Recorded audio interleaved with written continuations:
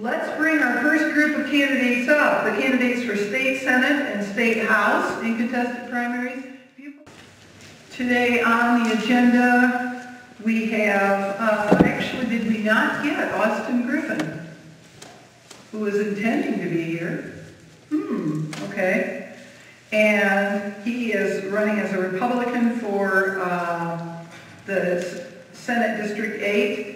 We did not hear from his opponent, Eric Harris, also running as a Republican for State Senate District 8. So we have with us the two candidates for the Democratic primary for Senate District 8, and we'll take them in the alphabetical order on your program. We have Senator Jim Arnold, and then we'll have Maxine Spenner. So Senator Arnold, please. Thank you very much, Kelly, and thank you so much for having me here this evening. I do talk a little fast, so bear with me. First of all, I want to take the opportunity to introduce the person that's responsible for me, what I've accomplished in my life, the reason I'm here tonight is my wife, Lauren. If you raise your hand, because I want people to get used to seeing you. All right. Thank you. I won't bore you a lot with my background because I have some cards over there, and I apologize I didn't get a response because I have a prior engagement scheduled later on tonight at Knox, so I'll be leaving here briefly after we're done. But let me tell you a little bit about my background. I'm from Michigan City, Indiana. I'm a graduate of Elson High School, graduate of Valparaiso University.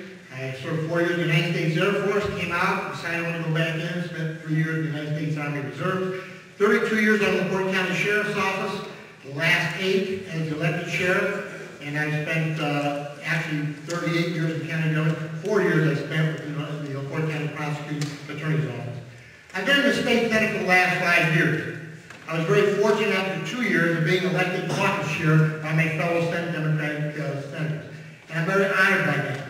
But let me tell you how I see what's going on in our country today and in our state. I'm elected by the people. I run as a Democrat. But I do not function as a Democrat in the Senate. I function as a state senator representing the people of the state of Indiana in District 8. I want to tell you folks, we need to bring economic development to the state. We need jobs to come to the state. We need to readdress our educational issues. We need to look at the energy issues. There are so many issues out there. But we're not going to get anything accomplished until we put this partisanship aside and start going down to Indianapolis and worrying more about the people we represent, the people that elected us to send us down there, rather than the party that we're down here to represent. I've been honored for the past 5 years to serve in the Indiana State Senate, along with 49 other totally committed and dedicated senators on both sides of the aisle, and 100 state representatives.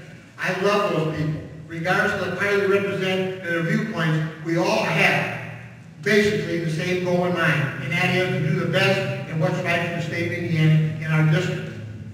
We just have a different vision of how to attain that.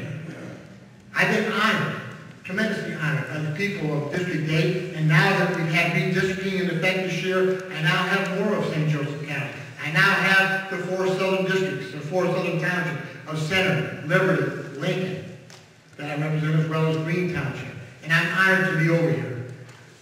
I tell you folks, take the time, make the effort, and look at the candidates who are running. Make sure that those people that are seeking office, asking for your support, asking for your trust and your confidence, make sure that these people understand the issues. Make sure you understand how government functions. 30 seconds. 30 seconds? Make sure that they understand how government functions and hold their feet to the fire. Make sure that the people go downstate once they're elected and vote the way that they said they're going to vote. Make sure they don't come home and say, one thing, I supported this issue, and check their voting record, which is public record, on the internet, and see if they voted a different way. We ask you to place the trust and confidence in us, and we have a duty and obligation. I'm proud of the record I've established downstate. I'm proud of the fact that I've never missed a session since I've been in the Indiana State Senate, and with your help, I'll go back in 2013, and I will continue to do what I was elected to do, and my bottom line and my slogan is this: I'm doing the job that you elected me to do. Thank you so much for having me here, Kelly. Excellent.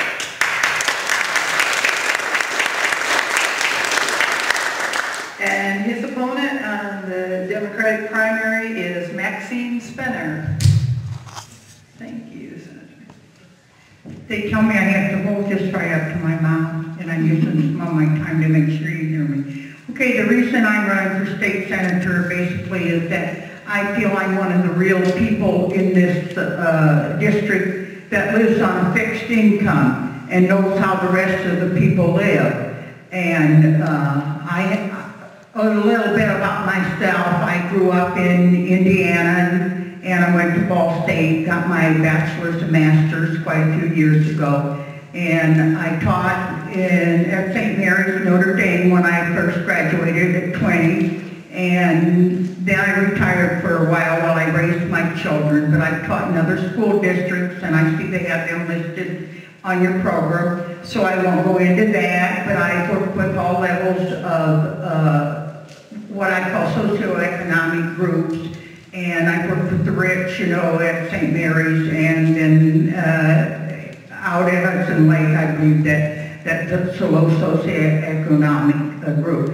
And so anyway, another reason, my friend was Anita Bowser, and I would certainly like to fill her seat. I believe I could carry on and do all the things that she done. And at one time she had asked me to run for legislature down there, and I couldn't run because I wasn't in that district, but that made me feel like she considers me knowledgeable and up to the task of running. I worked with a lot of local volunteer groups. I didn't make the big money as a community person. I taught school, but I helped establish the READ program in LaPorte. I was one of the founders of that, and I'm still working mostly with the Michigan City Power Squadron, which is a boat safety group, and also with the American Legion. I belong to the auxiliary, and we get money in packed boxes and sent to our service people in the hospital. And we used to have just Germany, but now we have in Iraq and Afghanistan we have hospitals too. So part of my goal is to never let taxes be raised, and of course, being a school teacher, I support the educational system, but we have to clean out the waste in education. We do have things that we're wasting money on there that really don't apply to the students, and we also have to try and get equal financial support for equal students. I understand is quite a vast difference in the different areas. So that's some of the things I'd like to work on. So I didn't tell you I had 2 sons. I'm a widow for 23 years, and I would like to go down there and serve you. My slogan is Spenner for State Senator, Spenner State Senator. Please, she will do the best you can. Please vote for her. And I thank you all for coming tonight, and I appreciate your vote on May the 8th. And thank you. Excellent.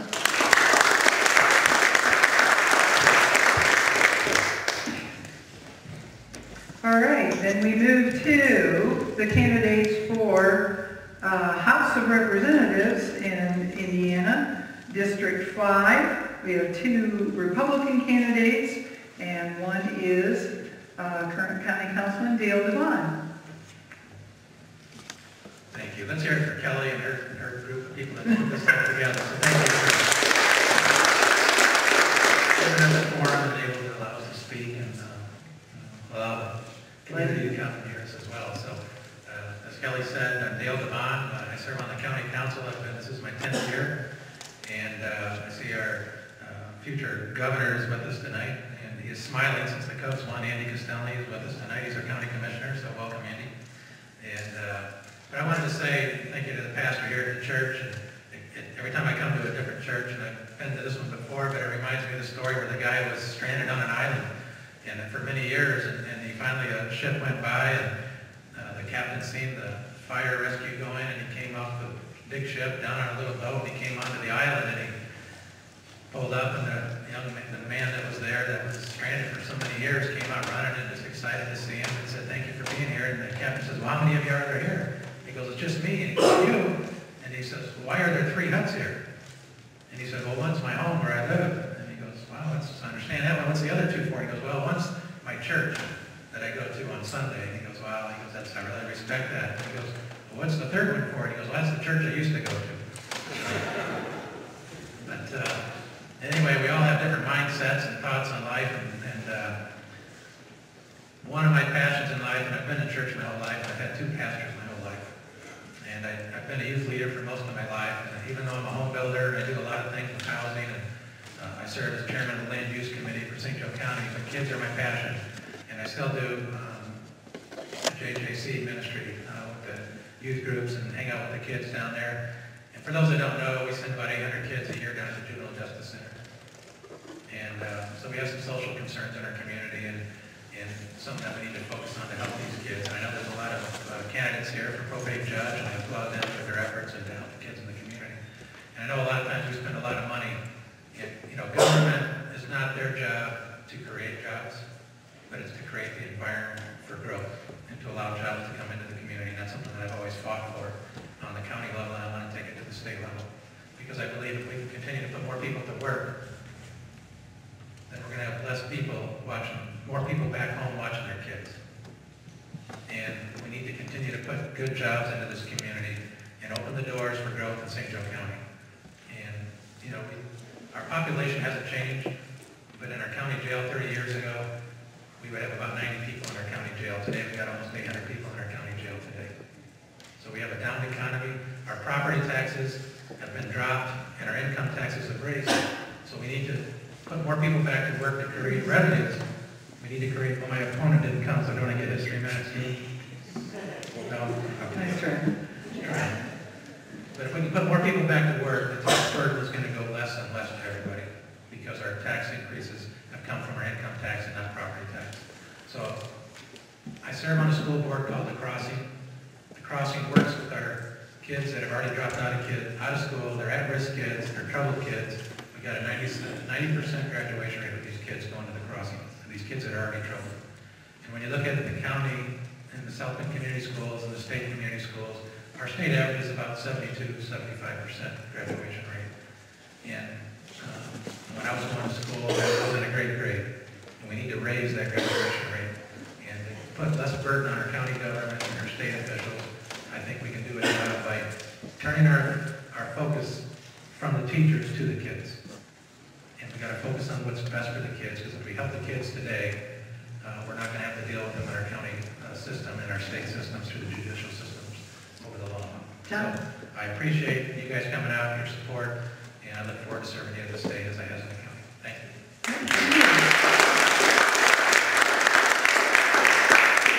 We did not hear back from Dale's opponent, Corey Stitt. Is he, anybody any chance? Okay.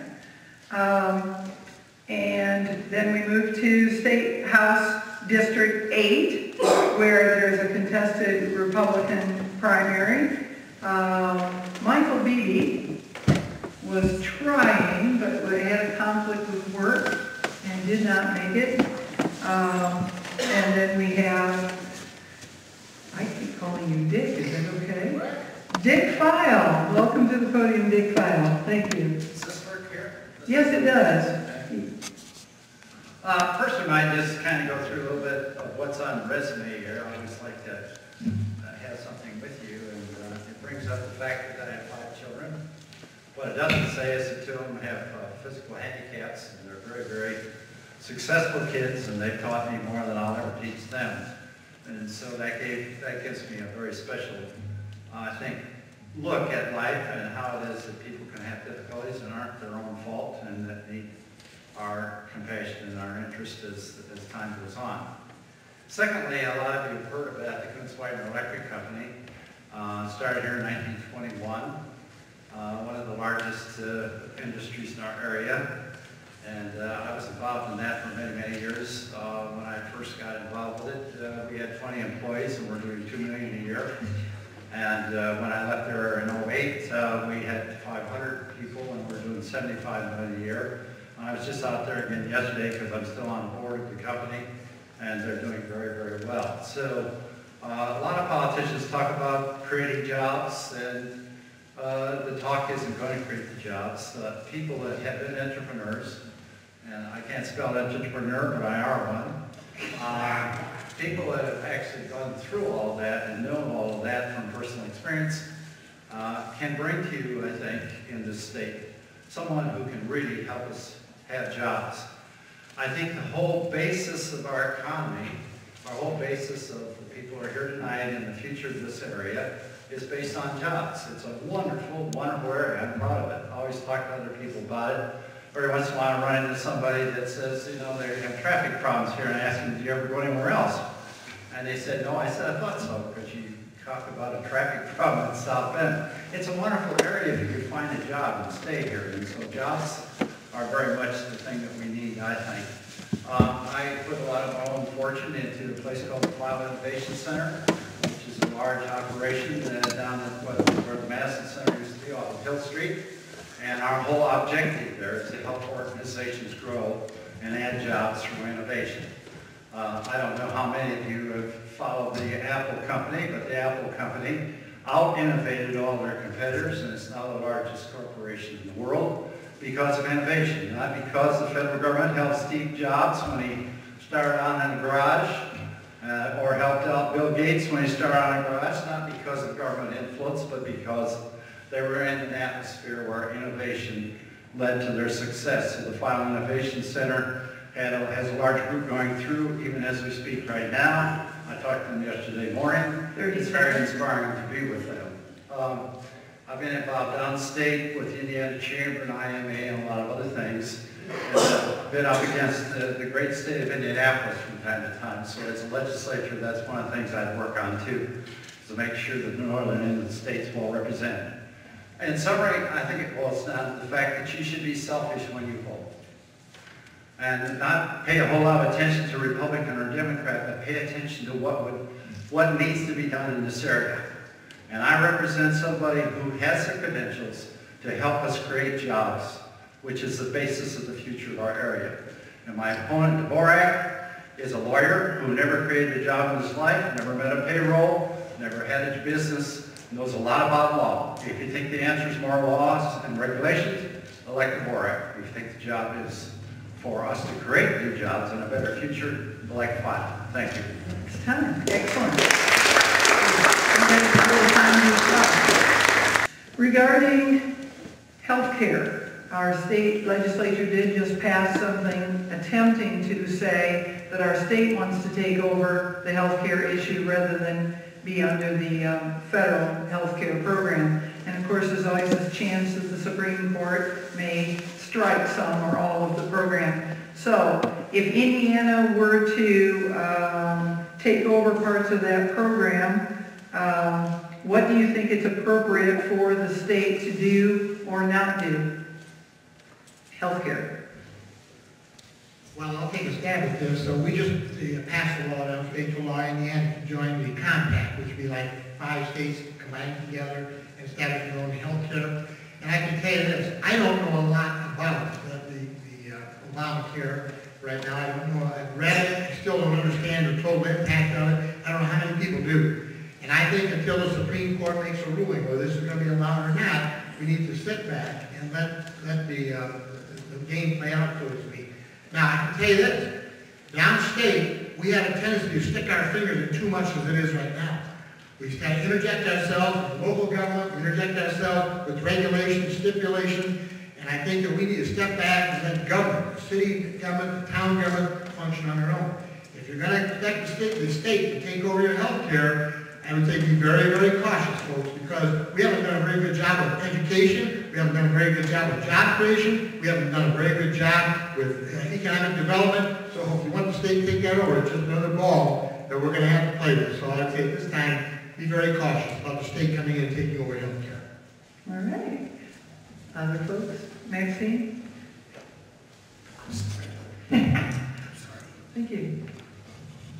Well, the big problem with health care is that the big pharmaceuticals and everyone is making this big profit off of it, and the poor people can't afford.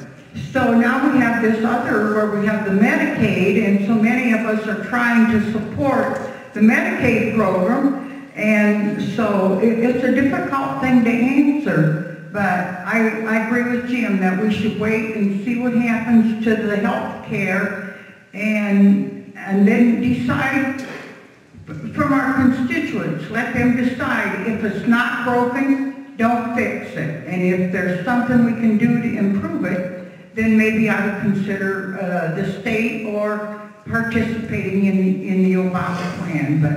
But somehow we have to get control of the price of these things that are out of hand. And I'm here to tell you, I don't know the answer. So if I was going to lie and say I know the answer, but there's no answer book for this. So it's a serious thing, and I think we'd have to let our constituents decide what was good for our state. Thank you. Thank you. Gentlemen, did either of the two of you want to address that? Healthcare? The founders of our Constitution said that we should have limited federal government and that we should basically leave most of the work of the government to the states. What has happened over the many years since is the federal government is oppressing the states. We have a budget in Indiana that is not anywhere near even being a fraction of the federal government. So I think that certain parts of the medical program can be better done by our state. I think it has to do with Medicaid, which is already in a state type of thing, and Medicare, with block grants from the federal government. As to the general subject, I'm frightened, to be frank with you, because when Nancy Pelosi says that we should pass this 2,000-page bill to find out what's in it, I guess we're all headed for a hell of a poor future. Thank you. And I'll be real quick. I've had a couple constituents that they own businesses in our district, and they're very concerned about the Obama plan and what it's going to do to his business. It'll basically put him out of business is what it'll do. And he's got 100 employees that most of them are part-time, but it's important for them to have the type of work that they need that would force him to carry the health care for him. You know, and when you're looking at anywhere from 8,000 to 12,000 a person, he's got 100 employees, it's going to, you know, his cost of services is going to go up so much that he won't be competitive in the market anymore, so much that where we need to create jobs, and this is going to hinder the, you know, the economic growth process in the community. Thank you all.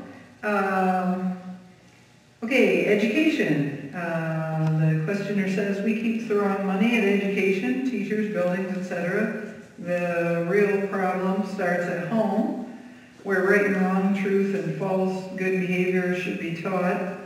What do you think we can do to improve education in Indiana?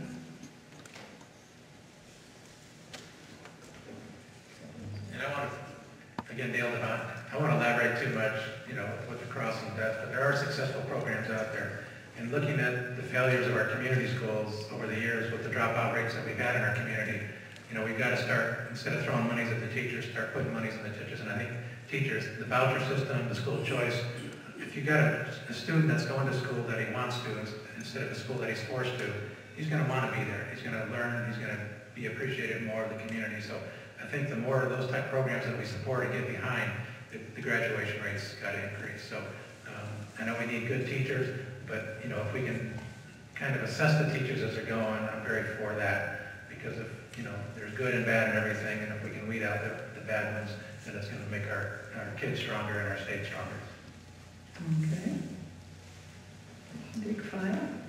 I worked with the South Bend Community School Corporation and a guy named Carmichael some time ago, and we made some studies as to what to do, and I was the head of the Parents Committee as part of this, and one of the things that was very interesting is that the U.S. Senate decided to spend millions and millions to prove that the problem in the South was that they had beat up schoolrooms, and that's why they had poor results with their students. And so they went about studying this, and what they found out was the number one, by far, influence on student performance is the support that they get from the home. And they didn't like that answer, so they decided to spend a few more million of our taxpayers' money, and some very fine people from Harvard went out to study the whole thing again, and they came up with the same answer. And so a lot of you out there, particularly people with some gray hair, probably were at a time when there was a lot more parental involvement in education than often happens now. I think it's very important for us to have some compassion and interest in our teachers, because our teachers can't be the home for the child. And they often are blamed for things that happen at school because they can't be the home for the child. And the other thing is, if you're centered in the home as far as your education, then you want to give the parents some choices in terms of where their students go and whether or not the performance at the school that they're going to suits the parent. And so that's the orientation I take on this subject. I'm very much for the teachers and the hard work they do.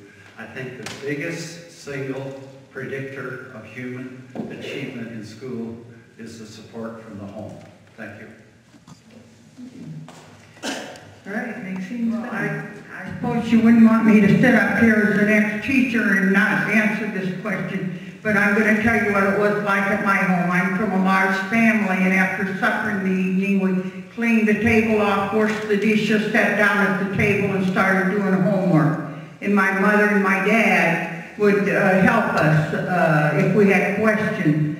And actually, one time I told my friends that whenever my children read a book, I read it too. And they said, how could you do that? Well, you know, like Mark Twain books were kind of fun. I don't mind reading them now. But I think that's the key to better education, is that we have to work at reading, and it starts in the home. If you read when they're first born, to them read all the time. And that's the key to the education, and we seem to try and squeeze a lot of other things in. And I worked in the second grade one time, and I know when I had my group, they did reading 3 times a day. And the principal said, why do you do that? And I said, well, they're improving, and they did. And I think that we do throw a lot of money at the schools, but again, I've already commented that I believe we have to clean up the administration and all the waste money and get it back to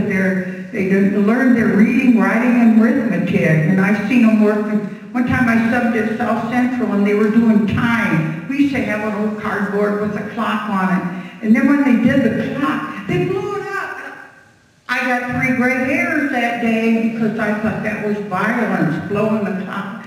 So and now I understand we're going to do away with books and just start reading it. And that's not the answer. Every child in the world can't sit still and look at that thing all day long. So we'll have to check out where our money's being spent. Thank you. Thank you. Thank you. Well, I'll make this quick. For 36 years, I dealt with these children in my law enforcement career.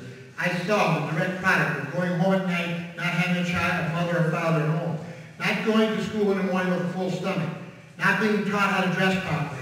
If there's anything Laura and I discuss almost daily, it's the fact that people skills are not being taught at home. Thank you and please is almost forgotten in our language today. The governor cut out $300 million out of public education last year. $300 million. For some reason, we set our sights and put public education in the crosshair. You know what? The public schools need help.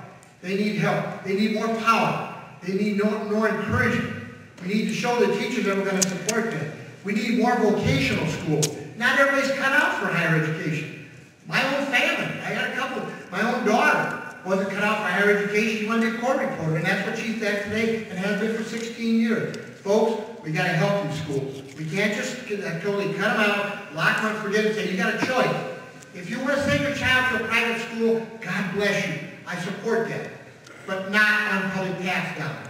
You want to send them to a private school, you pay for that. We have an obligation for public education, for public schools, and that's where our tax dollars needs to go.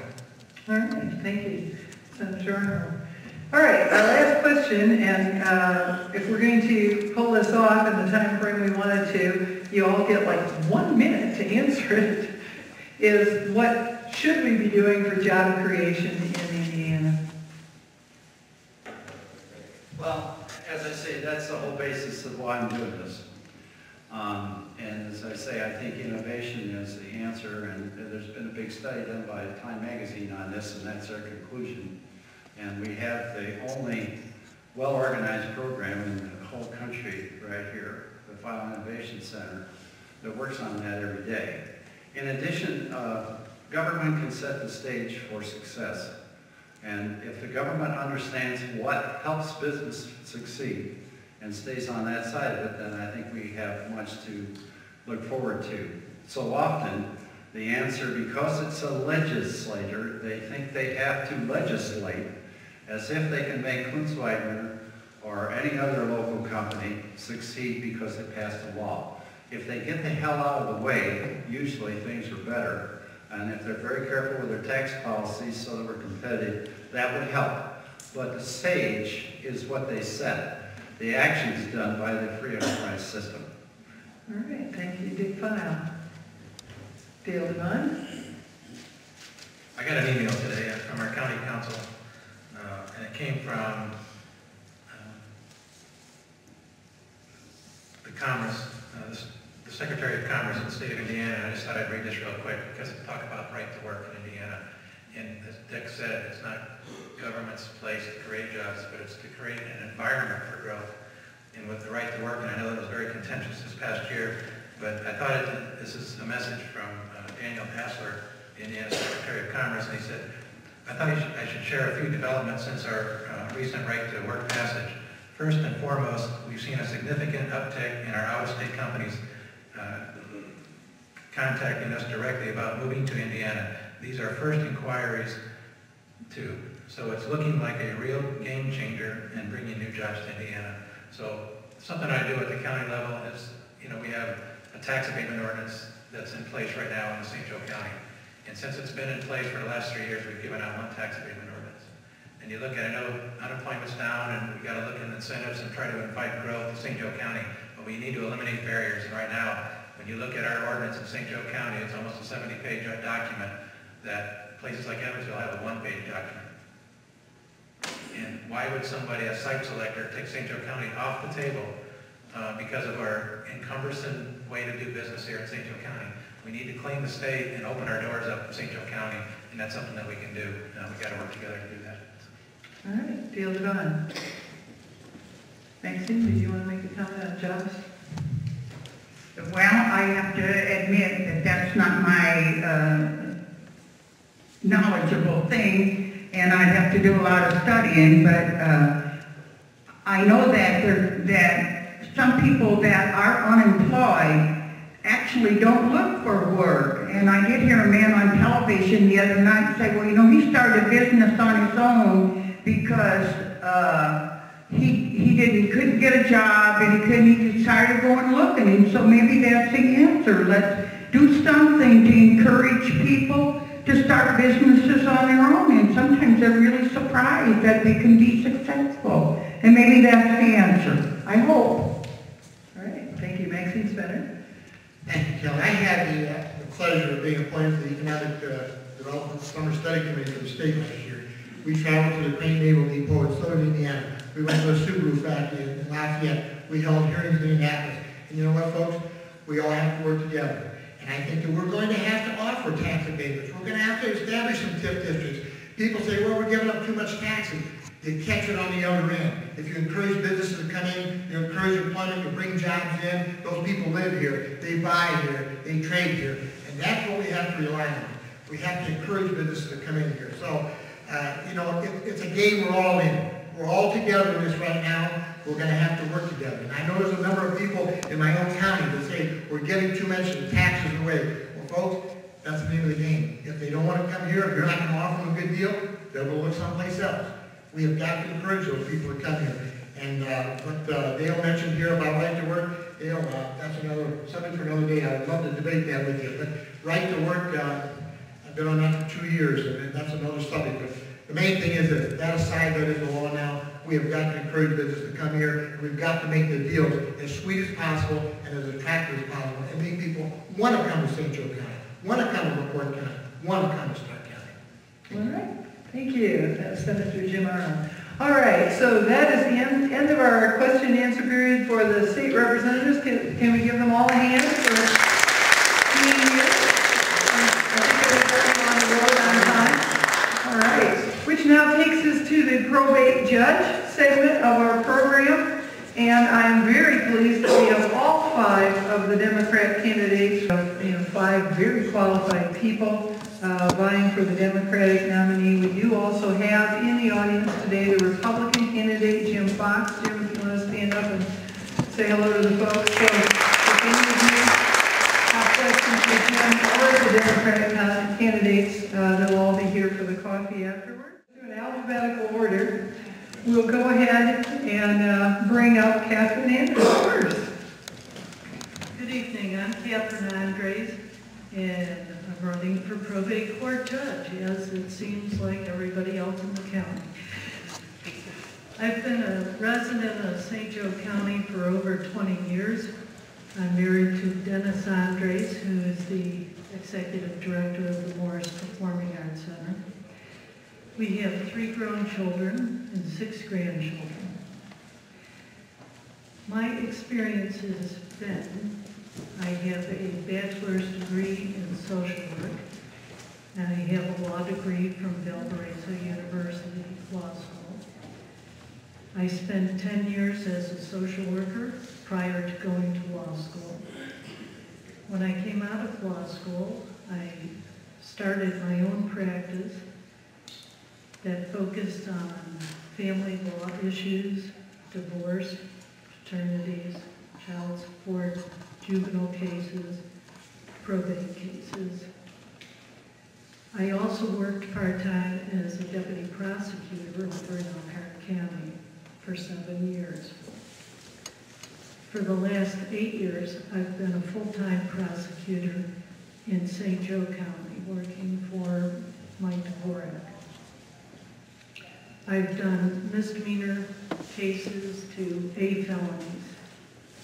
I've done domestic violence, property cases, personal cases, or cases against people. I've done burglaries and robberies, drug cases. I feel that my 3 professional components, the social work, the prosecution, the family law practice, have given me the skills and the experience to enable me to be an excellent probate court judge. My goals for this position are to run a fair and efficient court and to provide the staff at the JJC with the training that they need to do the best job they can. Thank you. Thank you.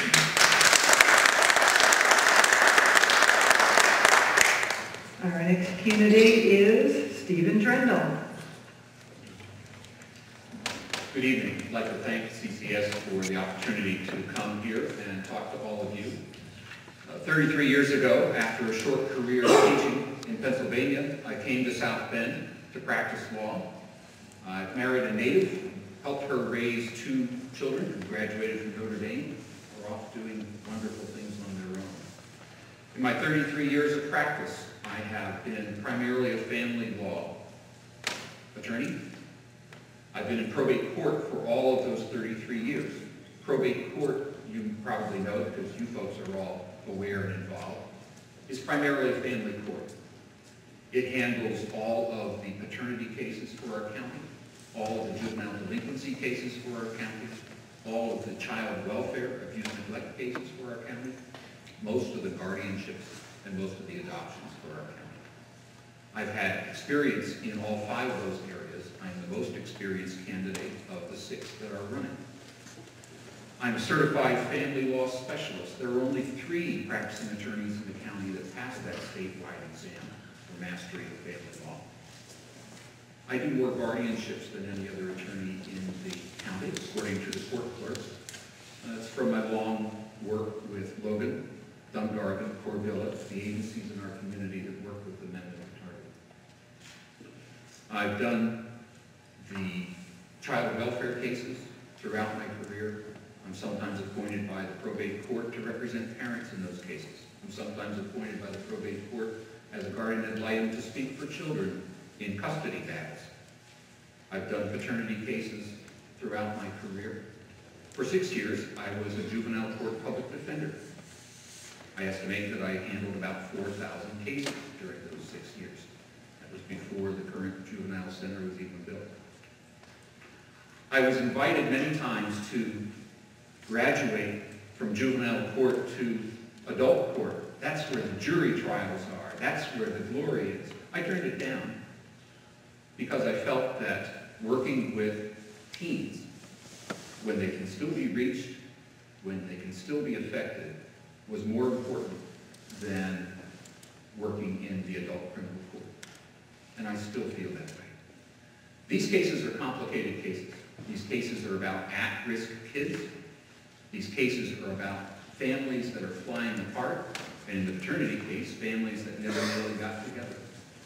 These are very complicated cases. 30 seconds. Thank you. They require experience to handle properly. There are 4 assistant judges in probate court. It takes an experienced probate court judge to effectively supervise those assistants and the cases that they do. The experience that I have is unmatched by any other candidates. I think that that is a high qualification for this office. I see serving on the bench as the pinnacle of public service for a lawyer. I've served in community boards throughout my career, and I see this as the highest service that I can bring to you, the members of our community. Thank you. Thank you. All right, which brings us to Gammage. Thank you and good evening. My name is Gammage, and I'm running for probate court judge. I grew up here in South Bend, Indiana, graduated from John Adams High School, married Andrea Fowler, who was also a graduate of the South Bend School Corporation. She's a graduate of the South. I have 4 children. One of those children is at home. He's an 8th grader. 3 other children who are each in college. They are products of the South Bend Community School Corporation. Currently, I run a practice, Berger and Gammage. I'm the managing partner at Berger and Gammage. There are 3 other lawyers there and a staff of 3 to 4 people that support the lawyers there. I believe that my experience not only includes the practice in criminal defense, including juvenile law, but also includes paternity cases. In looking at the position of probate court judge, I believe it is important to have the management skills that I possess in managing the office, managing the building which I own, managing a budget. The staff at the Juvenile Justice Center comprised of about 150 people and a budget of over $10 million. I am prepared to put aside my private practice and take on the position of juvenile court judge in probate because I believe it is a very important position. I believe it's the most important position, the most important judgeship in St. Joseph County. Why? Because it is the court that has the opportunity and the ability to affect the people in this community that which will be our future, and that is young people.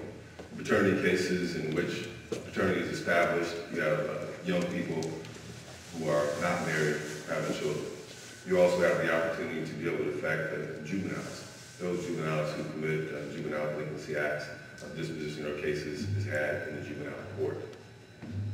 I believe it's important for me, having raised 3 children, those children being in college, to turn my experience to those others in this community that need my help. And I believe that my commitment is unmatched in terms of my commitment to helping young people. One of the first things I did in graduating from law school at Valparaiso University was establish a company, a volunteer company called Leaders and Positive Role Models. Me and several other friends went to schools throughout this community to mentor young people.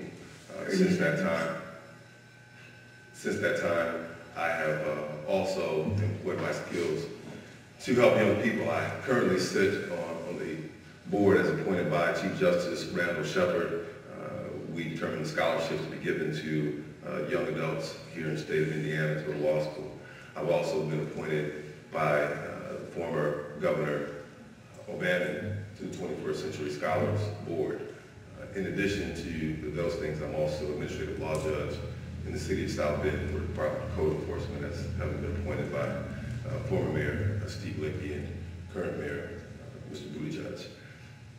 I believe that my qualifications for this job and my experience, both with my own children and mentoring other children through volunteer work, is what is needed in the St. Joseph County Probate Court, and I am prepared to lead this court. I seek your support. Thank you.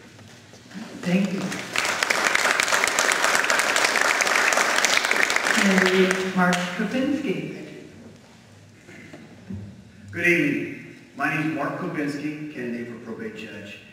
And I've been preparing myself for this job for about 26 years. In fact, I've had interest in it for a lot longer, because when I grew up, the Probate Judge was Frank Kopinski, was my dad's cousin. So from 1960 to 1982, he was the Probate Judge. And it's something I've always wanted to do. I've got a great, well-balanced background. I was in the prosecutor's office for 13 years. That's a long time. One thing I learned early on is you don't get rich working for the government. So but I did it because I was dedicated and I enjoyed what I did. And I enjoyed the background and foundation for becoming a fair and just individual in deciding cases, being able to decide what to do, not to do in situations. That's nice to have. That's 13 years. On the other side, I've been a defense lawyer now for 13 years. And in both these situations, it's a well-rounded background in what I've been able to do. It's what I've wanted to do, and I've been also in probate court and in part of probate court, figuring out what works, what doesn't work. Let's cut to the chase. Bottom line is that DCS right now is creating problems with funding. The judge has to be approved when he issues a sentence, and there are services necessary. I've sat down and tried to figure out how are they doing this. It has to be approved. How can you approve what a judge orders as a sentence? But that's the problem right now. It needs to be fixed. Because right now, they're trying to figure out how the system's going to work. And the problem is, well, right now, things are going pretty well. Things are being approved. But what if they start saying no? We're going to have to start deciding what are we going to do in this community to help. Because if you can't have the financial background, then what do? We have to turn to our church leaders, our community leaders, to our universities, try to help come up with programs to try to help the kids. Because if the services aren't there, we got to find a way to help these kids throughout. I've had an opportunity to get to know a lot of the folks that work in probate court, know what they do, who's good at it, who's not. There are over 150 employees. The budget, there's actually two budgets, one for the Juvenile Justice Center, one for the probate court, right under $6 million. That's a lot of resources we're putting into probate court. It's important. Whoever the judge is going to have to make sure that folks working in there are doing a great job, a good job. I want the best court possible. My goal is to have the best employees making the court professional, run smoothly. I've got to know a lot of these folks. I got to tell you, there's a lot of good people right now working in probate court. For 26 years, this is something I've wanted to do. I've done everything I can to get the proper background to be a strong candidate. You got to remember, when you're a judge, you're not there because you want to tell people what to do and make decisions in the sense of because you can. You're a judge to serve this community. I've been part of it all my life. I'm a graduate of St. Joe High School. I've raised my family here, and I think it's so important. And this is what I want to do. And the bottom line is, I would ask for your support so that I'd be able to serve this community as probate judge. Thank you. Thank you. And our final candidate is Kenneth Sheetz. Thank you for inviting me. My name is Ken Sheetz. I've been a practicing attorney in this community for almost 40 years.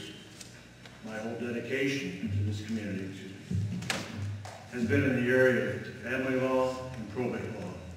While other candidates have spoken about their extended periods of time representing the state of Indiana through the prosecutor's office and or whatever, I served my time with the prosecutor's office. I served my time with the city of South Bend at an earlier point, doing all sorts of things, including housing issues, handling two courts, meaning the superior courts and the circuit court with regard to their problems and their other matters.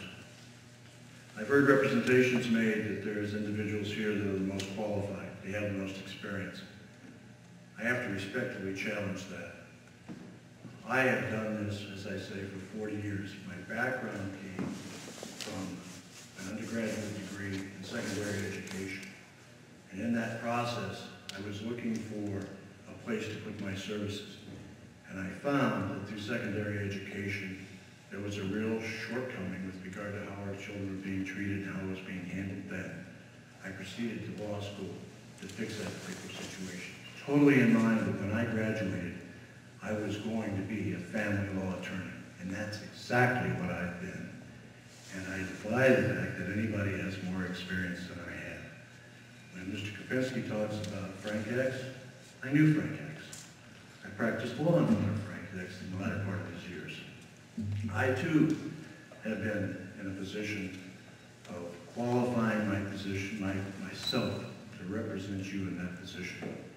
I'm qualified. One of the things that I find missing out of the probate court that I think needs to be there, we have all become numb as a society with all the grotesque things we've seen, misapplications of the law, the applications of the law that seem to be extreme. One example I'll share with you is I represented a young lady who had no parenting skills. She didn't have any family to teach her those, but she was with child and by herself. Her child was whining, she picked the child up and improperly picked that child up and had a dislocated shoulder.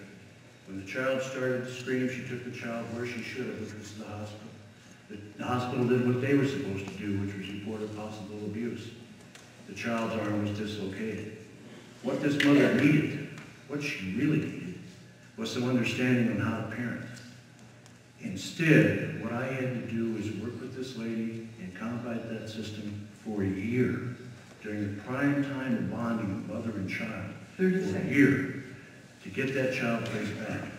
What I've indicated to you and what I will dedicate to you is there are three elements that need to be present in that probate court. We know what the laws are, they change. But I promise to you, civility, common sense, and compassion with the placement of those laws into force in that court. I do agree with Mr. Kopinski. We have excellent staff down there. Do we have some problems? Every system has problems. But with proper guidance and with proper assistance, it'll be superb. And it has to be superb in order for our community to have the youth come back to us and be productive citizens. As the prior people indicated, to provide us with a tax base, to provide us with economics. We will do that. We will be able to save these children and put them back into proper function, but we have to do it with civility, compassion, and common sense, not with probate laws by themselves and standing naked. It doesn't work. Thank you. Okay, we have left ourselves a full complement of 15 minutes for questions. All right, first question is, candidates, after 33 years of Judge Nemeth on the bench of the probate court, what would you do differently than Judge Nemeth?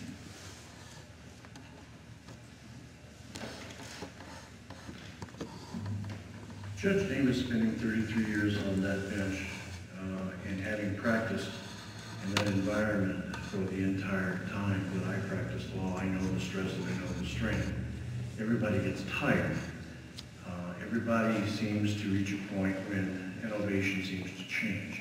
Judge Nemeth has been a good judge.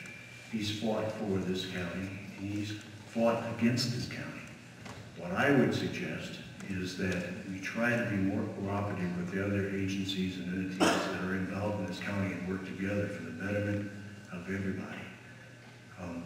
As far as Judge Nemeth is concerned, in terms of running that system, he's put together a great system. It needs to be maintained, and there are elements down there that I think my fellow candidates will say need to be tweaked, including what we call the quest system where the electronic filings go. As far as the probation department is concerned, it's basically a good system. The one thing that I've noticed in campaigning is the fact that there have been times when Judge Nemeth hasn't consulted the people out front, what we consider the workers, the clerks and the secretaries. I learned a long time ago that if you want to know what's going on, You need to speak with the people on the front lines, and those people need to be consulted. And I am in a position where I am not afraid to consult all of those people and have their input to what they think the changes need to be, what improvements need to be there. They work with it every day. I'm not saying that I would accept all of those, but they surely need to be considered. And I have no hesitancy in considering all those and put those that need to be in place and should be in place immediately. Okay, that was Kenneth Sheetz. Well, I understand the question of what would someone do differently. I think rather than talk about what someone would do different than what Judge Nemeth would do, I have to talk about my own approach, and that is being proactive. Being proactive, that it is unfortunate that anyone comes into the juvenile court. My role as judge in the juvenile court would be to go outside the four walls of that court and be proactive in terms of teaching people how to be parents. There are many mentoring programs that are in place. 100 Black Men, the Juvenile Justice Center has a mentoring program. Notre Dame has a mentoring program. They all deal with kids. I believe that many of our problems originate in the home when you're talking about kids. So to be able to offer services to young people at the establishment of paternity, I think is one of the main things that we should do in that court. Teaching people how to be better parents and be better toward each other in dealing with the children, even though they may not be married. Teaching parents how to raise their children better, how to discipline their children better. You know, many times we see atrocities committed upon children. However, if you ask a parent, they believe that they're providing proper discipline for those kids. That's because they don't know, they don't understand, and maybe they've been abused themselves. It is important to attack these situations early on by reaching out to the parents and providing services to them. I've been asked about the DCS. In the past, you've seen issues with the DCS. One of the things I have with DCS, what do you want to do with DCS? Why is the DCS changed? It's such a bad thing to kids. And of course it is. No one wants children to be harmed. But you got to understand that by the time you see the children with the DCS, they might see a bruise on an arm. But what has happened? What about the kid that had been wearing long sleeves for the last year and been getting abused physically and mentally? By the time that kid gets to the DCS and gets to the court, so much physical and mental damage has been done, it becomes very difficult for DCS or anyone else to do anything about it. And what ends up happening is that child ends up going out into the community, becoming an adult, and committing many other acts upon other kids, other family members, committing crimes. So being proactive, going outside the four walls of the probate court, I believe is one of the main things that I would do. Thank you. Andre Gammage. Well, I guess I'm kind of the historian of the group. The Judge Nemeth is in the last 19 years. His father was actually judged for 11 years before that, right after Kopinski, so there's the history. As for what Judge Nemeth's been doing, we're actually getting into an area that he's never had to deal with. The law changed in 2009, so we're starting to deal with the control of the funding by DCS, and it's something we're going to have to deal with. We also have budget considerations, and I tell you one thing, is that I'd be working with the commissioners and the county council because it's going to be easier to paddle the boat together. You know, bottom line is services have to be there. We have to be able to provide for this community what we need, but we have to do it, I think, together with all the constraints we have. Another thing is we got to start not just looking at what we're going to do next year. We got to start thinking about what we're going to do 10 years from now. 15 years ago, the Juvenile Justice Center opened. Before that, it was a courtroom in the courthouse at a small building by IUSB. It started with basically 2 courtrooms being used by a judge and a magistrate. 15 years later, we now have a judge and 3 magistrates using 4 courtrooms. And it's growing and growing. And we're going to have to start thinking, what are we going to take our next step? What are we going to do to meet the challenges of the future? That's what I'm ready to do. That's what I want to do as probate judge. Mark Kopinski. Kind of a combination of what we've heard. Judge Nemeth has done a wonderful job in the past 19 years. But what he has only started to be faced with is what Mr. Kopinski referred to. It's the money issue. The services are out there. It's whether or not we will be able to pay for them. Mr. Gammage says he'll go out of the four walls. Well, in a sense, I agree with him. Although I don't think whoever is that judge is going out themselves to teach anybody, because that court is the 8th busiest court in the state. But what I see us having to do is increasing the partnerships in order to provide additional services, in order to save money in providing those services. It's partnering with the YWCA. It's partnering with the Bridges out of Poverty. It's partnering with these types of programs to help teach the parenting skills, to help provide the counseling for these children, because we can't wait until they're teens. When I was raising my children, anybody that would ask, I'd say, if you haven't taught them before they hit puberty, it's not happening. And that's where we have to be proactive. We have budget constraints. The work outside of four walls is going to be advocating downstate. It's going to be advocating with our own county commissioners and county council. Because unfortunately, that's where our focus is going to have to be, at least in the future that I see. Because nobody's going to hand us the money. That's clear from the fact that the head of the Department of Children's Services handed back $103 million to the state's general fund. Because we have all the services we need? I don't think so. So this is where the probate court judge is going to have to spend their time outside of four walls of probate court. Thank you. Okay, Ms. Catherine Anderson. I would agree that Judge Nemeth has done a really outstanding job in organizing the Juvenile Justice Center and administering it. And I would want to continue that work. I think there are some things that can be improved. There are parenting education programs in our community that are underutilized and something that we need to bring to bear more for parents who haven't figured out how to properly parent their children. Judge Nemeth's relationships with some elements of our community have stood to improve. He's had a rocky relationship with the commissioners from time to time, filing lawsuits against them.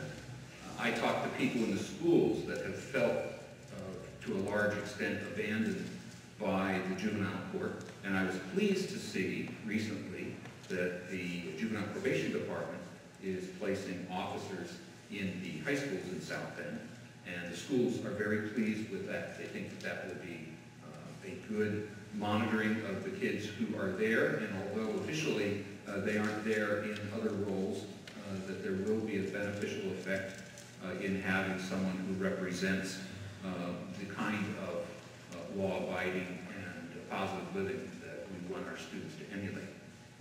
We're going to need all the relationships of all the partners that deal with probate court to fight the battle that is looming and has already started with Indianapolis PCS.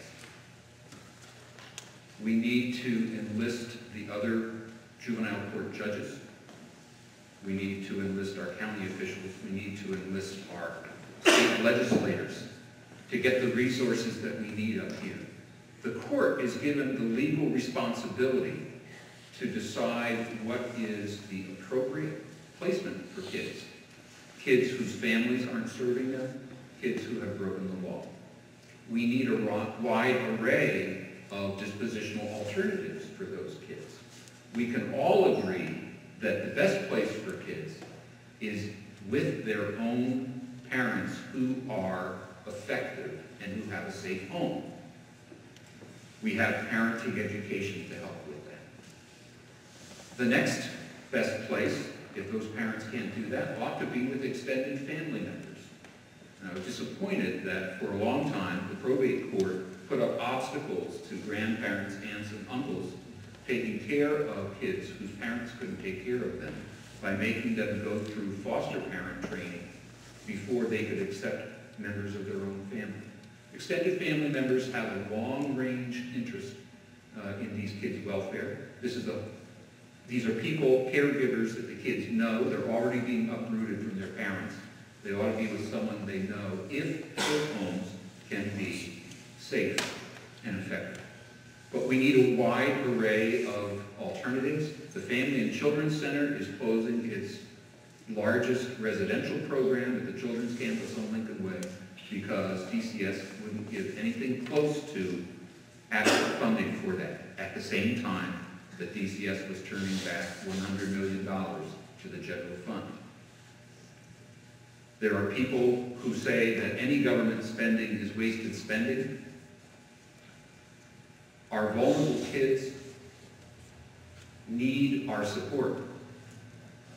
Some would say that any money turned back that's not spent is fiscal responsibility. I say it's legal and moral irresponsibility to not serve the children that our law, our court, and our community have the responsibility to have. So that's a fight with all those partners.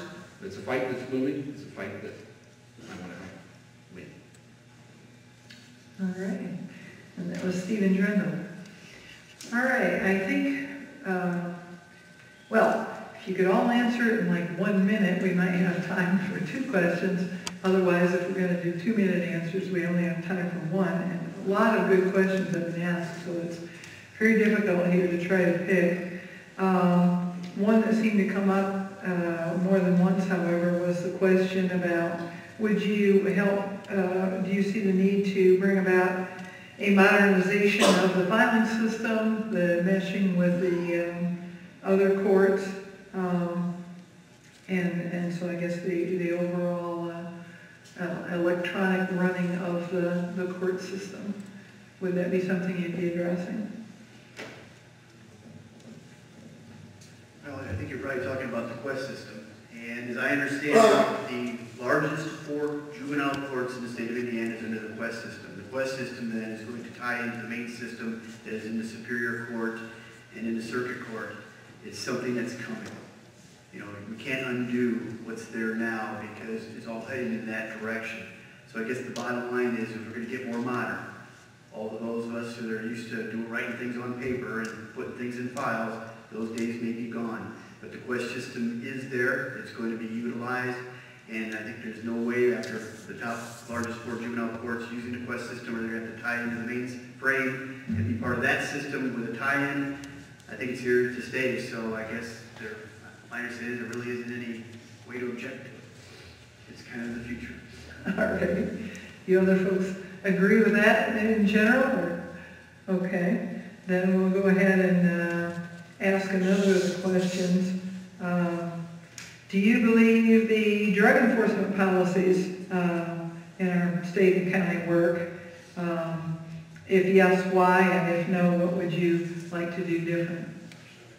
Drug enforcement policies?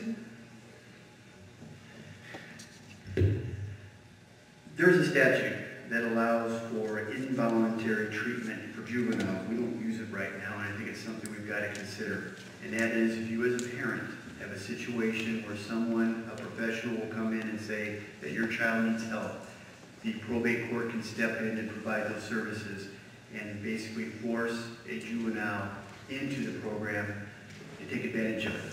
That's different than having someone charged with minor consuming or with possession of drugs going through juvenile court and actually being adjudicated delinquent. I think what allows is parents to take that step, that responsibility to help their kid. Because in my experience, and it's frustrating, is when parents turn to the police and the courts to help their kids, when they get into the system, they all of a sudden realize they don't have any control. There comes a point when their child has turned it around. The parents are satisfied. They're happy. However, there's still a judge that has to sit there and decide, okay, we can go with this. And when the parents realize they've lost that control, it's frustrating. So we have to allow a program like this to allow parents to step up and help their children. I think that is something that I would initiate once probate judge. Okay, that was Mark Kopinski. Dealing with drugs is a very complicated situation. We would like to be able to say that if we took a child and forced them into a program, that this would be effective. And it may or may not be, because unfortunately, I'm guessing that everyone in this room has had some experience with friends or family, someone with an addiction. And until that person, whether they're an adult or a child, decides that they're ready to kick the habit, you're just wasting time. I've seen people go through programs in order to meet what they've been ordered to do by a court as a result of a criminal conviction. I've seen crimes committed because people can't afford their drug habits. There is no easy answer to this problem. Absolutely none. We can provide programs. I'm not sure we can force people into it. We can make them available. We can educate people. We can educate them to the programs that are available. But we still can't take, you know, as the old saying goes, you can lead a horse to water, but you can't make them drink. Okay, Catherine Andrews. Well, I think that the drug problem among teens is indicative of something, a more general principle, and that is that families have to be involved in turning around their children. We have underutilized tools that the court can use to bring assistance to parents, and we have underutilized tools that frankly can make it uncomfortable for parents to continue to turn a blind eye or to wash their hands and say, he or she is your problem now. We have parental participation laws that the court can use to require parents to participate and, yes, pay for programs. Now, there are things that we can do to make programs more available, more accessible to people who work odd hours, who have limited transportation, and who have limited financial resources, and we should bring those to bear. Because again, that investment in the short term is going to save a lot of money in the long term.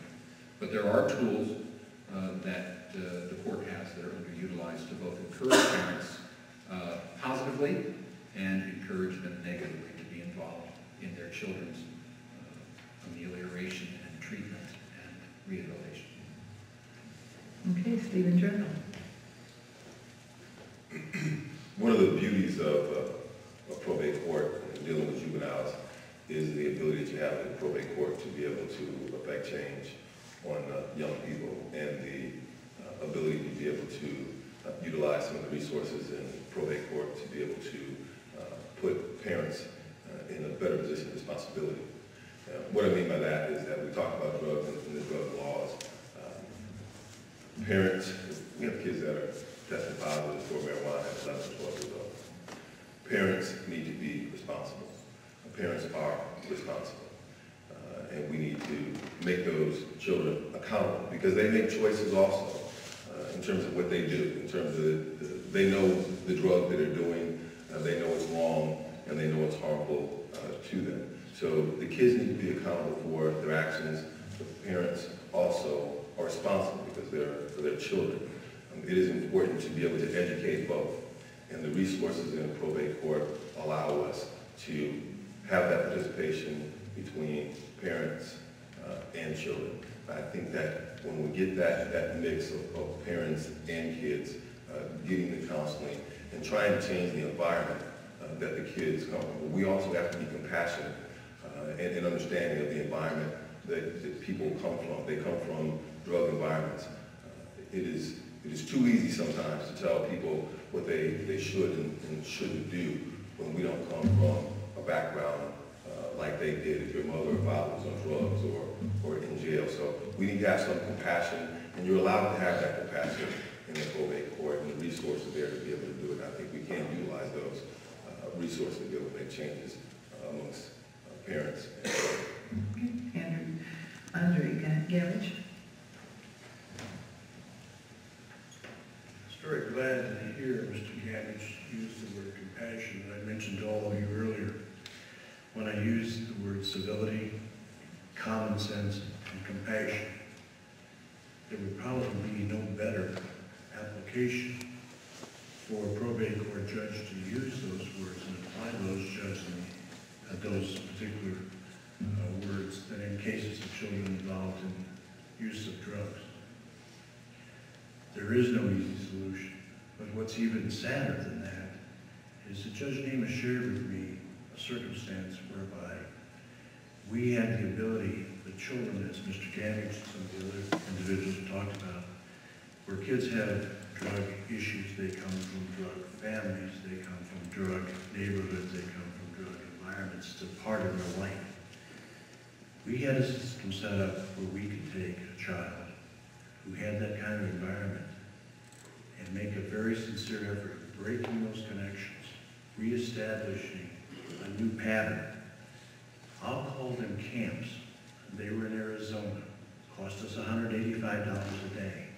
We would send those children there. And the success rate of those children that came back to the community, success rate meaning not falling back into the same patterns, was over 50%. The governor of the state of Indiana, and Mr. Drendall has alluded to, gee, we could spend $100 million, go send it back into the general fund. The governor of the state of Indiana decided we couldn't do that anymore.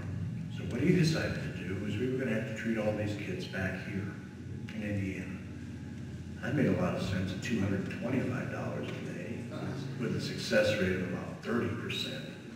And the carryover effect is 70% of those children were thinking about being at risk are put back into our system. To do what? To fall back into the same neighborhoods, fall back into the same problems.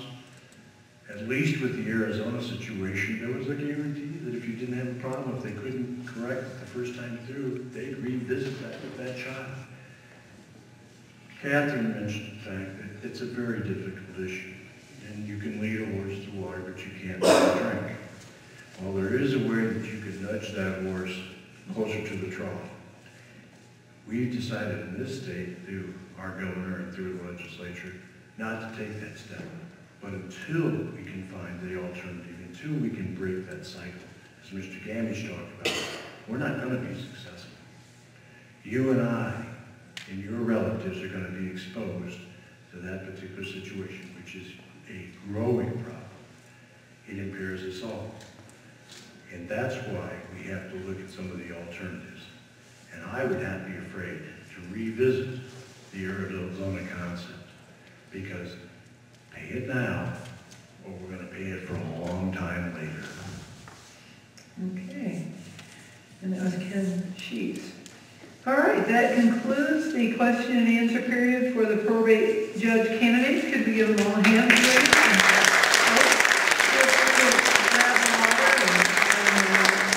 Whatever else you need to do, because now, so running for Commissioner of District 2, we have first Mike Jacobs. Good evening. I need to follow my outline, otherwise I'm going to go off on a tangent and never get my message in. My name is Mike Jacobs. It's a pleasure to be here, opportunity to speak to this diverse audience. I'm not a career politician. I previously worked for St. George County government for 11 years and had an insider view on the issues and concerns I believe need attention. In order for our county to move forward, not just into tomorrow, but to pave the way for the next 10 years and beyond. I'm proudly running under the Democratic ticket for Commissioner District 2.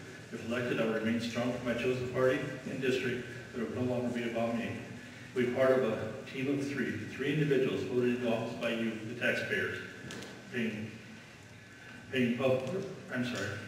you, the taxpaying public, working toward one common goal, to serve the people of this truly wonderful county we occupy and call home. My goal is to lay out a proactive approach confronting issues facing St. Joseph County. So instead of cutting the budget when it needs cut, I will actively work to find the solutions to those issues and to minimize their impact on the county. My uniqueness is being able to unify grant accountability. With our bloated budget and less grants available, there is a need for established guidelines initiating proper oversight, administration, and accounting of all grants. Hiring a grant writer would be ideal and has been on the county's dream list for quite some time, but I believe at this time it's still a luxury we cannot afford. I strongly believe department directors should remain accountable for securing grants in their respective departments. What we need is someone to oversee this is being done, and that no stone is being left unturned in the search for grants. We need a person to ensure that management of funds is being met accordingly. I have been educated by the state in grant writing and have personally written grants. I am the person who can oversee grant management and can do it with no additional expense to the taxpayers. My second uniqueness is public safety. You know, FEMA recommends 2 classes and suggests 2 more that elected officials should take. To the best of my knowledge, no elected officials in our county have shown interest in taking them. I have, plus over 50 more. I don't think it's right that when over 85% of the state's counties have declared burning bans during the extreme drought, that our firefighters have to go to the media with concerns that St. Joe County has issued a burn ban. Our firefighters put public safety of our county citizens as top priority, and I believe our county government should also. I believe county leaders should be asking the people, what can we do for you when it comes to damage assessment? I have an extensive background in public safety, and I will be taken seriously. If we can't keep our citizens' business and homes safe as public officials, what right do we have to invite others into our county to bring jobs and citizens to join us? I encourage you to visit my campaign website for an in-depth view of my core issues and values and learn more about the person who would like to represent your best interests for the next 4 years. You'll find my website on the back of the paperwork they hand you today, or my brochures, business cards on the counter over there. I'd like to take this time to thank you, and I look forward to speaking with you individually after this is over. Thank you. All right, thank you.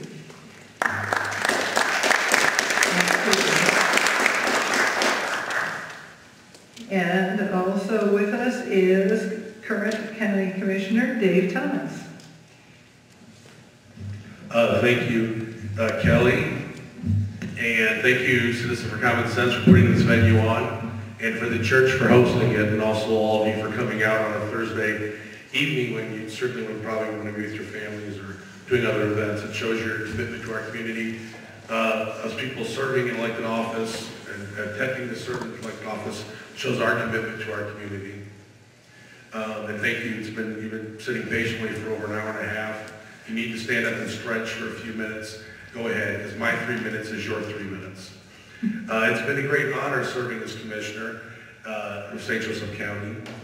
And I think the Tribune article in Sunday's paper worded it very well, that I feel I've done a wonderful job, a fine job in tough times. There's been great budget problems that the county has suffered. Prior administrations were talking about firing 300 county employees, cutting back drastically on services. But working with the other elected officials, that did not happen. I know for a fact my accounting background and skills played an important part in that, making sure that our services stayed up, that we were able to continue functioning, because that's what county government's really about. It's about function. City government talks often about, in city elections, your quality of life. County government is about functions, the courthouses. Are you receiving your tax bill? Is your title properly processed? Do you have a legal issue? Is there a jail? And yes, we have some county parks, but we don't have quite the fluff that quite often city parks have.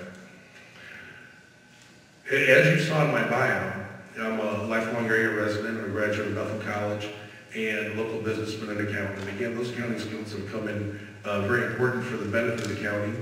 We've improved public safety. We've expanded funding for road repairs. We've upgraded our 911 system that was probably 20 years out of date. We are now up on the state 911 system so that our police, fire, and ambulance personnel, our safety personnel, can communicate effectively. I am a former volunteer fireman and EMTD. And that's important because although I live in the city, I've worked in the county and I know the county. And the 2nd District is very diverse. If you look at the map of St. Joseph County, and then imagine the river, the 2nd District is pretty much everything south and west of the river, except for Mishawaka, Osceola, Germany, Clay Township, and the northern half of Warren Township. So approximately 70% of the landmass, which has great diversity. You've got the city of South Bend. 30 seconds. Thank you. City of South Bend, North Liberty, Walker, Indian, Carlisle. And I appreciate your support. Thank you.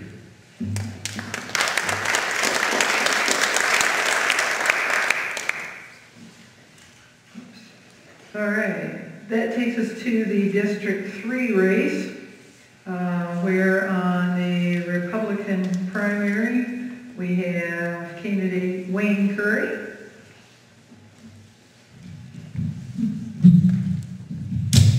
Thank you. It's good to see you all here tonight. It's people like you that are going to make a difference in our county. My name is Wayne Curry, and I've volunteered my services to my community for the last 20 years, engaging in things such as working with the police department, my neighborhood groups, as far as actually organizing efforts to rehab the Northeast neighborhood over there by Notre Dame. I've also worked with the Community Police and Leadership Council, working with the police department and things like this to go around and actually inform the community on how to actually better protect themselves in their neighborhoods and take a proactive stance on working in our neighborhoods to make it safer. I've worked with some kids at the juvenile, it's called the Youth Justice Project that Andy kind of runs in the past, but that was a good little program where they went through the, I believe they just deferred it to Andy's program over there where we used to have a group of 5 people that sat around and actually, rather than go have a sentence, these children would actually be given on how to make their, what they did right. So how to make it right, how to make their lives better. But anyway, I was also the Republican candidate for mayor last year at South Bend, and even more, I guess more well known for effectively defending the illegal use of eminent domain against myself and my neighbors' homes over there south of Notre Dame. We actually we were up against a fight there, and the city of South Bend, and they wanted to develop that area. They wanted to come in and force us out of our homes illegally, actually not actually abiding by the new law that was set forth in 2006 over private development issues. So at any rate, we did win that, and that was a good victory for every homeowner in the state of Indiana, because if they would have beat us on that, that actually would have made every single homeowner in the state of Indiana, they would use that as a precedent to take your home in private developments in the future. So at any rate, the city backed down at the end. The private developer came in and actually bought it for us for 3 times the amount what the city was trying to force us to take, and that was, I guess, a happy ending to that story. Like I said, I'm running on 3 things. First is to lower taxes. Secondly is to create jobs, or help create an environment actually to help create jobs. And third, have stronger and safer neighborhoods. Through lowering taxes, as long as we have TIF districts that actually aren't going to go back online in our community, and that money is taken out of the general funds and the other taxing units, well, there's always going to be a need to raise the county option tax. So TIF districts need to be recalculated where that money can actually be put into the other taxing units, so that we can actually pay our bills without have to actually continually going back and asking the taxpayers for more money. Secondly, there's things we can do to actually promote investment in our communities. One is to actually lobby the state in order to where we can actually create some abatements as far as on older properties. Currently, there's no way to get an abatement, say you buy a home in the city. So I would say what you do, some states actually take and actually allow you to actually, when you buy a purchase of property, say you purchase for $10,000, you put $20,000 into it, you still pay the tax on the $10,000.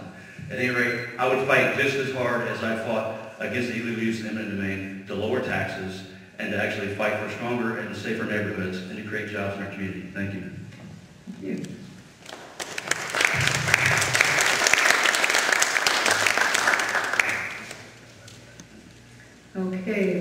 also have, Bill Davis was not able to make it for medical reasons. His wife is here and will be able to answer questions. Carol, raise your hand. For folks during the coffee. And we do have Marsha McClure. I want to thank you all for coming. This has been interesting. I've enjoyed this. You've seen my bio, but a little bit about me, because sometimes, you like to know something personal about your candidate. I am one of those fortunate people that I've been married to the love of my life for 38 years, or close to 38 years, and we have 2 wonderful children. And I figure that we have 2 very bright children, as our daughter is a teacher in Georgia. She's going to be starting her PhD, which exceeds anything I ever thought I would ever do. But our son really showed us how smart he was when he married a brilliant girl. So we figured we did pretty good by our kids. The sad thing is that neither one of our kids live in the area. Our daughter, as I said, lives in Georgia, and our son recently moved back from South Carolina to Indianapolis. And that is a concern of mine. We've heard it so often, the brain drain. And we need to create jobs and opportunity for our young people who want to stay in the area, that they can find their dreams here in the where they consider home. And it's a very heartfelt thing for me, creating opportunities, because so many times you hear we want to create jobs, and as Mr. Pfeil and so many have said so appropriately, government doesn't create jobs, but we can create an atmosphere for jobs. We can create a situation where the businesses know that we want to at least visit with them. I'm not saying that we can say yes to everything a business wants, or give them everything, but if we can at least be welcoming and approachable, we can have more opportunity to bring jobs into the area. We hear a lot about tax abatements, and Mr. DeVon brought that up. Something that, about Mishawaka is we have given very few tax abatements over the years. But we've always done it case by case, and we've always looked at the businesses and thought, what can they bring to us, and how can we contribute to them? And something that we need to think about when we think about how we hate tax abatements, because you hear that so often, is if we have a company that wants to come in and we're looking at tax abatements, and they go to another place because we've closed our doors to it. We've said, no, we don't want, you don't want to go through our process. Have we gained anything? Do we have anything? 30 seconds. Whereas if you look at tax abatements, provide them with knowledge and with business thought, we can have not only jobs, we can have opportunity, we can have taxes in the next 3 to 5 years, and there's opportunity there. We shouldn't close doors. We should open them. We should open them to business so that St. Joe County can proceed on like they have been in the past and achieve the great things we have done before. Thank you.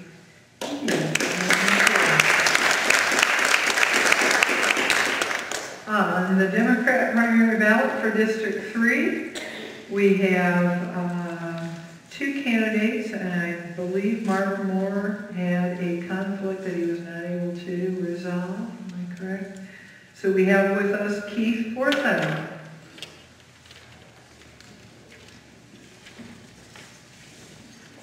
Good evening. I'm Keith Forsythe. I'm a Democrat candidate for 3rd District Commissioner. I'd first like to thank Commissioner Bob Kovach for his years of public service, and I wish him well in his retirement. If there is such a thing as retirement, I'm not sure there is. It might be unfair for me to pick on Mark because he's not here this evening, so I'm just going to simply say Mark's a nice guy. And I'm not going to try and talk anybody into not voting for him. However, I'm a good guy too, and therefore I'm not going to try and talk anyone into voting for him either. So, we're both ways, of course. I've run for sheriff's election once. I didn't win. But I run for 2 reasons, because I believe that every election needs opposition. Without opposition, there can be no issues. And I was requested not to run, as a few others were. Second, I'm innovative, and I get things done. I've served my community most of my life, and my campaign motto is to first to help a neighbor. And that's the way I am in both my neighborhood and others. I'm ready to help people when they need some help with certain things. I also promised never to help myself, as it seems some people do after they get elected. I only promise to help others. On my website, I write about many things that I encourage you to tune into. Some of the better insurance, especially for the retirees, so many years in the county. And I've proposed the city of South Bend. Maybe they should think of building their own city hall instead of staying in the county city building. That building's outgrown itself 20 years ago. It's just, there's no room for expansion. The county pays a lot of rent money for offices that can't fit in that building. And it could be easily built. There's parcels of land. The city spent millions of dollars for a ballpark. Let them build a city hall. They can attach it to the county city building either by a walkway or a tunnel, and we could call it the county city complex. But in its present state, it's a high maintenance building, and it really needs to get some expansion and quit paying all of this rent that we do. I also talk on my website about having water at all the fires. It's easy to do that. A man's home burned down because we didn't get enough water to the fire. Accountability for road and bridge projects. The county should bear the burden of sewers when they're needed, not take every dollar that the people have to get these sewers going. They knew this was going to happen. Better police equipment, tactical vehicle that they need. And I would also veto any new tax that ever came along. You know, this county has never been a tax it didn't like. We don't have 1% property tax cap. And in the meantime, while that panic was going on, we got hit with an increase in the quaint tax and the public service tax. 30 seconds. So we keep getting taxed. But drive out Filbert Road between McKinley and Bay Road. And you're going to ask, where's the tax money at? And finally, Mark says he's going to promise you more. But I can give you Forsythe. Thank you. Really.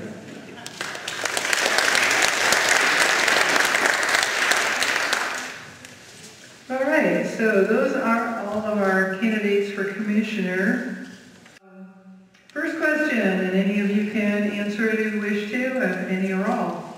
How is St. Joe County going to compete for business when our tax rate is higher than 98% of the state and our reputation as a union town?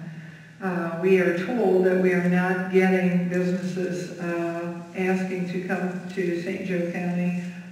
What can we do about that?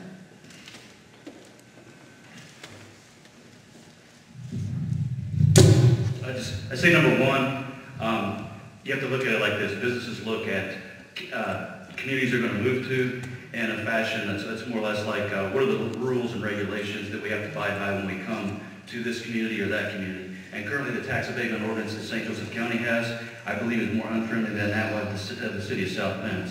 So that is number one. When you have this I'm going to say this very large document that inhibits a company to want to come here, you don't even make it to the short list. They got 100 cities they want to move to. They're going to narrow it down to 10. The abatement ordinances and such things like that get us off the short list and we never make it there in the first place. So they don't never really look at our community as a whole. Unions, I don't believe they're that large of a problem. I know we have a strong union presence, but I don't believe there's a lot of development going on around here that goes union or non-union. I don't see that being a huge hindrance in that respect, other than when it's tied to the tax abatement ordinance. The other thing is to lower taxes and property taxes. A lot of times when you actually release the TIF districts and actually put them back in the tax rolls and let them go back to the varying taxing units, often the result in that is lower property taxes. So another way to actually lower property taxes is actually take these TIF districts offline and put them back into the taxing units where they belong. All right, that was Wayne Curry. Thank you. I think that was a two-part question. The first one claiming that we're the 98th highest in taxes. I would ask whoever asked that question to check their facts. I mean, when there's circuit breakers regarding property taxes, 1, 2, 3, and as far as income taxes, I know we're not at the top. There's also other things to consider, such as what is the hotel motel tax, what are other user fees. So to say we're at the 98th, I would say is is statistics that someone has bent a certain way. I don't think that's really a true picture of St. Joe County. It's a beautiful and wonderful place to work and live. And as far as how did they word that about a union town or union county? How did they word that? Yeah, would that be a hindrance to businesses coming to St. Joe County and taking a look at St. Joe County? Because we have unions? Because we're perceived to be a union town. Perceived? Well, as Wayne had just mentioned, the very few workers in St. Joe County are union members, but it is a great honor to have unions in town. They're just like your forum, Citizens for Common Sense. It's another group of people spirited and active, and unions help make sure that our workers are treated fairly and receive fair wages and better worker safety and quality. Obviously, we don't want workers who are paid peanuts and then having to be on welfare. We also want to make sure that we employ our people locally and not have a lot of people come here just for a job and then leave here or get on our welfare rolls. So unions have many great benefits, and it should only be another wonderful mix in our ethnic group. Thank you. Okay. Commissioner Dave.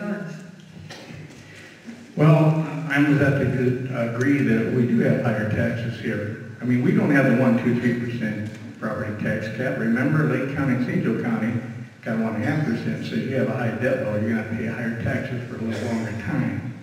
And that's what we got. As for unions, I don't know that unions are that dangerous. You know, the people's right to organize will let corporations know you don't come in and tell us that we got to work for your rate or take it or leave it. It's like being a slob at $8 an hour. That's not nothing. The people should have a voice. And if people don't want to join that union, they don't have to join the union. They can go elsewhere. But to say, you know, I work for a union, you represent me, but I'm not going to pay, well, that's not fair either. But as I said, we did get an increase in taxes. Why would people want to come here if you're going to pay a higher coin tax, income tax, or a public safety tax that's higher, or a higher property tax that's higher?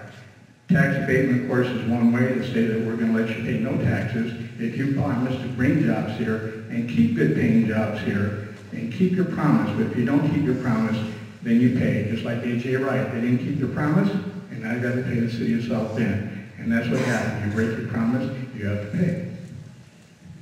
Keith Forsythe. I'm afraid I'll drop it if I hold on to it as well. One of the things that these gentlemen have all spoke about the different things regarding abatements and everything, but something that I think would be a nice, you know, something new and unusual maybe, is for us to sell the positives about our area. We have some great positive things going on in St. Joe County. Capitol Avenue, being from Mishawaka, you know, I look at Capitol Avenue, we've watched it grow, is a great place for distribution centers or transportation. You know, we have the roads, we have the geography here, it's a natural sell. We need to be salespeople. We not say, oh, we have high taxes, we have this, we have that. Look at the positives. There are so many areas that would love to have some of the things we have. We have the St. Joe River, we have some beautiful parks, we have a beautiful city, we have things that other communities do not have. And we need to sell that.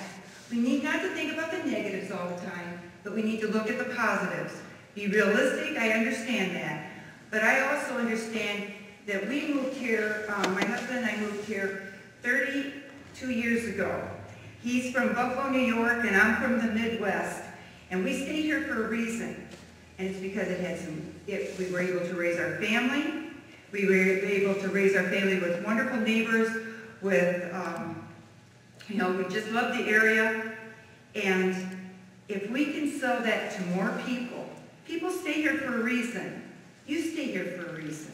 If it was as bad as everybody talks about sometimes, wouldn't we all just turn the lights out and leave? But there's reasons why we like it. We need to sell those reasons. We need to look at the positives. We need to look at the innovations and the different things, the academics that we have in this area, the different colleges. We have a college for almost every type of student, from Notre Dame to ID Tech We have so many wonderful things that we can contribute to other people, that we just need to get out there and talk about the positives and how great this area is, and go out and reach out to businesses and say, wouldn't you like to have your families come to our area and be part of it? Thank you. Marsha McClure. Well, I'd like to be able to get up here and say I'm going to cut taxes, but, you know, it's nice to say it, but I'm not so sure we can do that. But I do have some ideas to increase the county's funding and maybe bring back some of these programs we had to give up in our county parks. The health department had to give up their vector program, which, you know, the mosquito abatement. And luckily, we haven't had a real bad time with mosquitoes since it's happened, but it's going to turn around. We're going to need it again. But I would like to bring back some of these things that we have had to give up. And as far as the union presidents keeping business away, I'm not too sure that's the case. We get people that know that when they come to an area that has unions, they're getting well-trained people that can do the job. And that's something to look for too, not the minimum wage people that are going to be there, take a paycheck, but not so sure they are qualified to do the jobs that need to be done. Thank you. Mike Higgins. Okay, last question, 1 minute each to answer. The state just discovered that for the last 16 months it has not been given the county its full allotment of COIT and CEDIT money. So apparently the county was able to function for the last 16 months without that $12 million. Is there any chance that the taxpayers are going to see that $12 million if you were the commissioner? Go. Well, currently, I think that we told $3 million of the $9 million, they can spend $9 million, that's what I read in the papers. And that $3 million is actually tied up currently simply because if they gave a tax credit to a family that lived here in South Bend, and all of a sudden in 2011 and they moved to Evansville, should that money stay here or should that money follow the tax credit for the family that's here? Maybe they should get it back personally or something. There's some confusion over where the last $3 million should go. So I don't really know the exact method on how they're going to decide where that's going to go, but that's just basically what I heard there. But I would just say that I just like to thank you all for coming tonight, and I appreciate your support, and God bless you all. All right. Wayne Curry. Thank you. I think certainly the taxpayers and citizens of South Bend will see it if they notice it. If they open their eyes, people like you who are keeping tabs on things, hopefully will notice it. You know, currently, the county does have some debt, and we could use that to pay off debt. We could also maybe use it to finance some new projects we've been working on, such as remodeling the old jail and turning it into courtrooms. So certainly citizens will see it if they notice it, and certainly we will use it. I know and I'm sure my fellow commissioners will work our darndest to make sure that we use it for the best purposes possible for the citizens of St. Joseph County.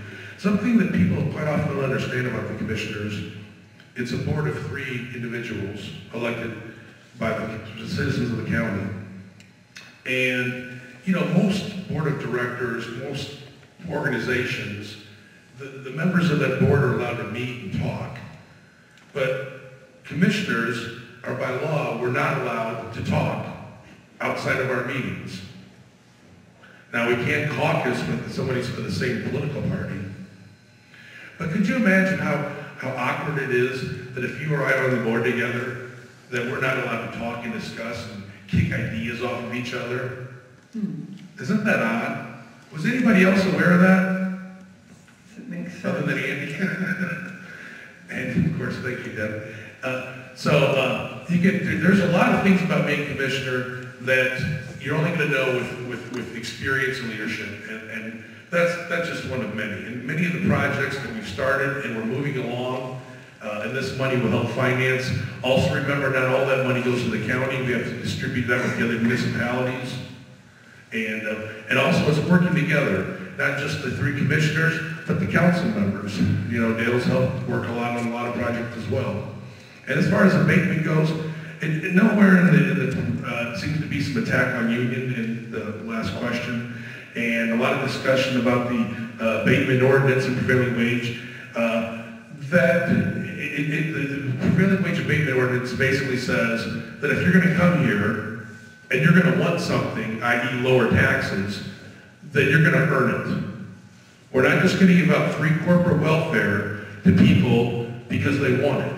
Because we don't want companies coming here, vultures coming here, getting abatements for 10 years, getting their abatement and leaving.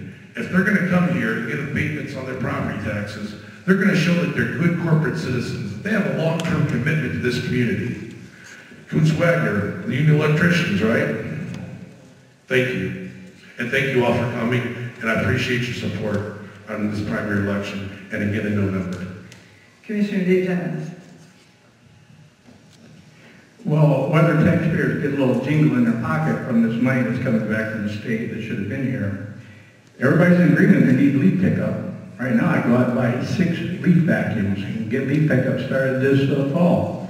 Now's the time, you got the money. Maybe give some money to the bonuses to the county workers that make this government work and haven't had any raises for 5 years until just recently. Give them a little bonus for their extra effort. That benefits all of us. Maybe a little money to the Family Children's Center to keep them going on a short-term basis, not close up. If we take care of our kids, we take care of ourselves. So let's not just say, oh, we'll pay off that bill. There's some needs you can use the money for right now, and it would benefit all of us, especially the leaf pickup. We don't have to breathe smoke, that helps our health. So let's spend the money for something we can use it for right now, and not just throw it away. Keith Forsythe. I would just say it's one-time money for one-time thing. You can't give raises, they're not sustainable. You can't start programs and projects, they're not sustainable. That's not good business sense, and sets our county up for a bad future. We gave bonuses before. All of the deputies in the county jail got one-time bonuses. Okay.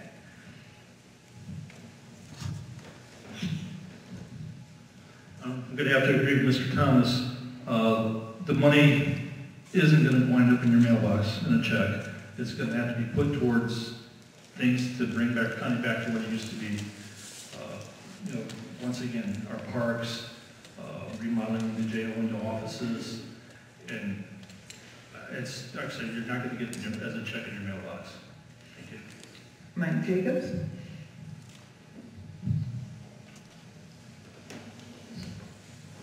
I wasn't prepared for that question, to be honest with you. But I can tell you this, that having been a city councilman in Mishawaka, I've learned several things. And one thing, $12 million doesn't go as far as you'd like it to go. When you consider that we just purchased a fire truck for almost $1 million, that kind of gives you an idea of how fast municipal funds go. All we can hope and pray for is that our leaders spend it wisely and are good stewards with the taxpayers' dollars. And I want to thank you all for coming this evening. I know it's been a long night. I appreciate you coming out so much. And thank you guys. It's great to hear other people's ideas and points of view. Thank you. All right, let's hear it for our county commissioner. That does